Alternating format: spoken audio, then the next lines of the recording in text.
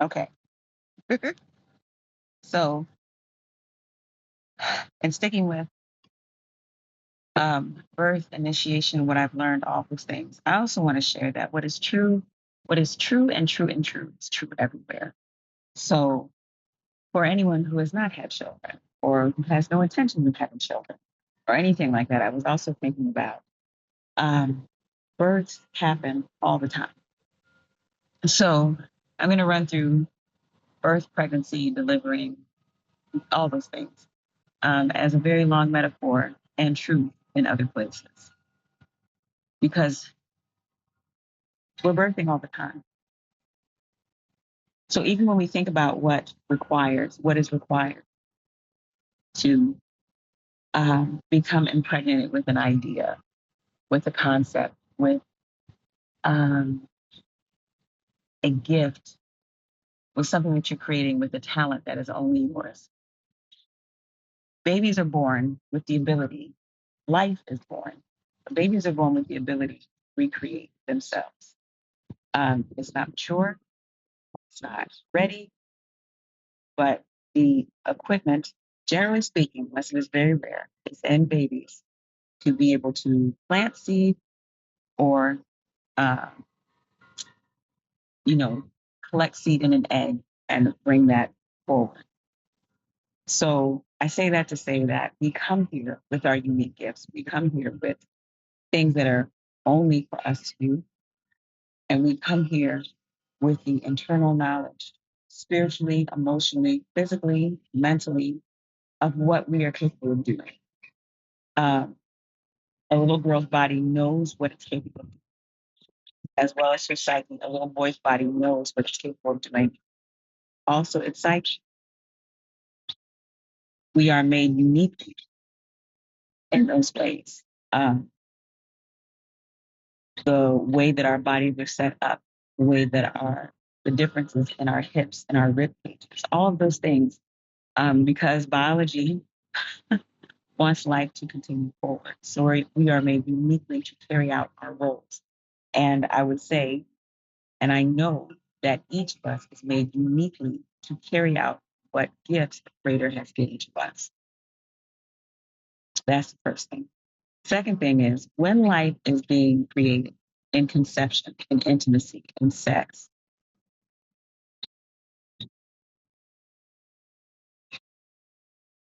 the sacredness of it,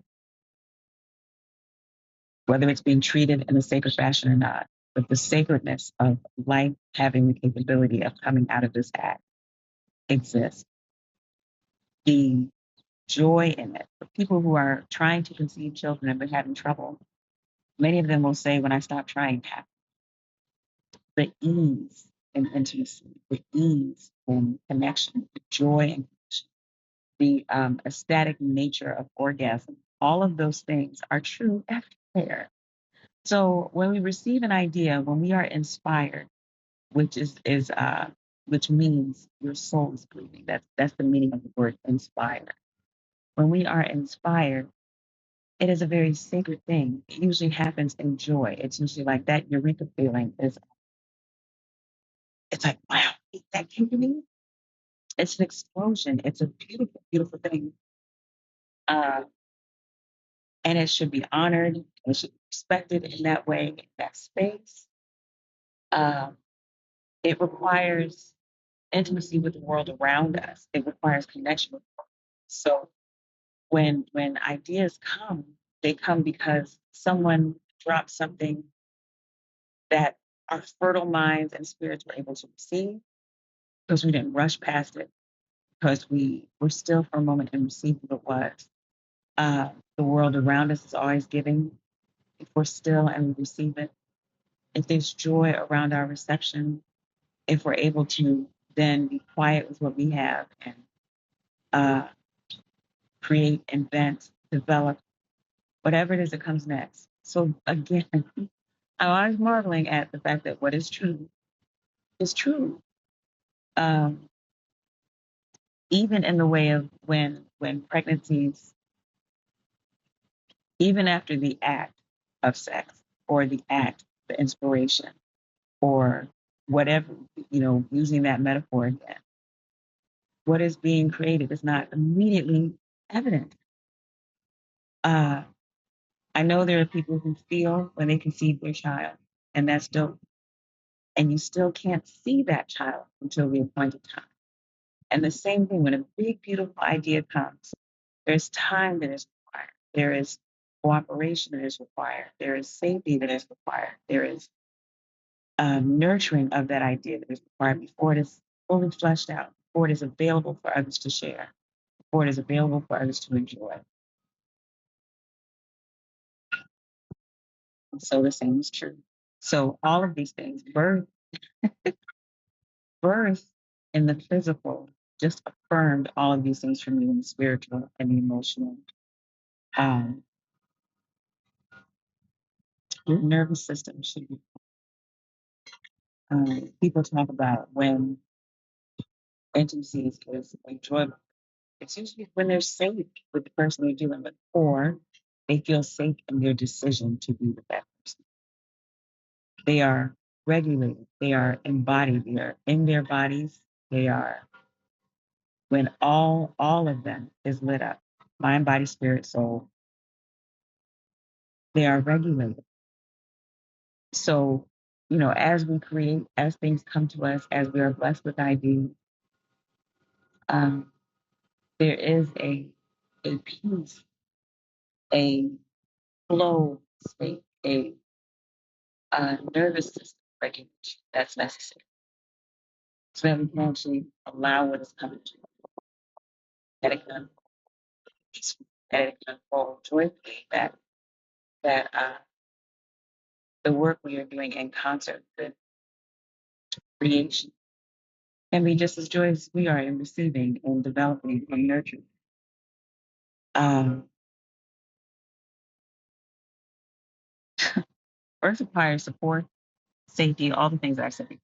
Support, safety, gentleness, reverence, um, and people revere it because they're expecting something very precious at the end of it. They're expecting the continuing of their lifeline, of their bloodline. They're expecting someone to love on. They're expecting innocent life that requires care, that requires protection. So they honor that space. And what I'm grateful for in the experience of my home births is that, contrary to some of the stories that I've heard in hospitals, or even being in hospitals as a doula, not often is the mother wisdom primary.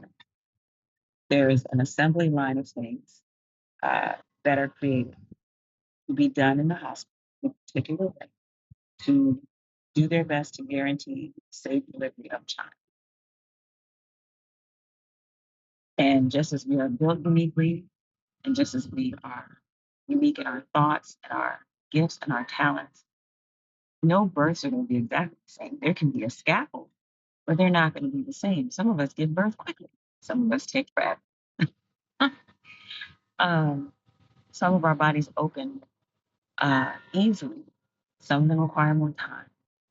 But what I felt like at home, different to what I've experienced in the hospital with other women and what I've been told in the hospital when we were given our backup plan in case we had to be transferred to the hospital during birth, is there are protocols set in place externally in hospital situations. And if it's not a good team, then that protocol that is set externally overrides the uh, natural evolution of the mother and the baby.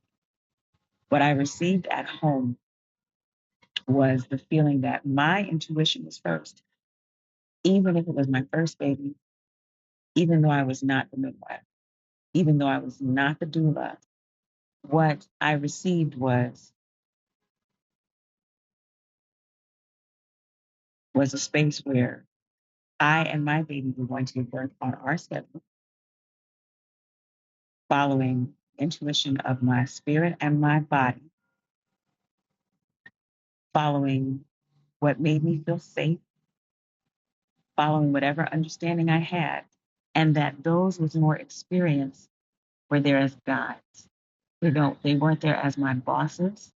They weren't there to dominate the situation. They were there to coax. They were there to support. They were there in love. So, in the connection to that birthing metaphor again, those people who are placed around you to help you birth your next you, your next idea, your next creation, your next whatever it is, they have to be trustworthy. They have to be patient. They have to be kind. They have to be loving. They have to want to see you succeed, just for the sake of you succeeding, not because they get to say I was next to you while you did it, not because they get to say, oh, I got my hands on that. It is a collective joy and a collective sport. And even when there's a many of you have given birth or have been pregnant know that when you first get pregnant, you are encouraged not to say anything because maybe this baby may not come to the world as well. And so we do have angel babies and babies who do not come to stay. And the same is true for anything else that is revealed to us, anything else that is given to us. Sometimes something is given to us that is not immediately come to fruition. Maybe it comes to fruition later. Maybe it comes to us in order so that that particular idea, wherever it is within us, sparks an idea in someone else. That its job right now is not to be full and completely fleshed out. So when we're pregnant in the flesh, we are encouraged not to see maybe the big stage. And also just to give people the peace of developing in pregnancy.